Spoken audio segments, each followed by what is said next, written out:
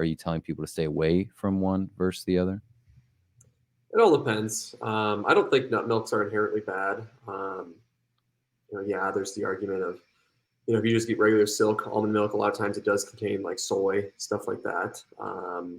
That's part of it.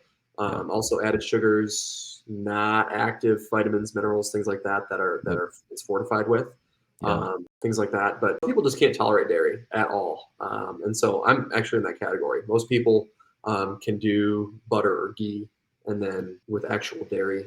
Um, Not that that's not actual dairy, but you know what I mean, like milks, cheeses, things like that, they can't tolerate, but just butter they can do. I can't do any of that. I've got an autoimmune condition that prevents me from doing that. And so I do use nut milks, things like that.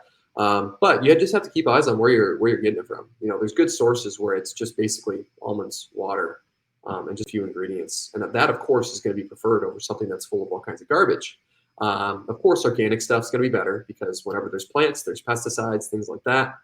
With dairy, of course, we encourage organic, grass-fed, raw, you name it. So then that way there's no antibiotics and things like that added, which that's all the stuff we want to avoid. Then the flip side with the, plant foods and all that stuff, that's where you get pesticides and all that. So as long as you're doing your due diligence on either side, it's going to be beneficial, and you're going to find good source stuff.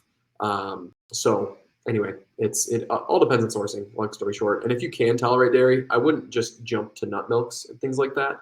If you do well with dairy and don't have negative reactions, there are essential nutrients that are obtained through dairy, like butyric acid, things like that.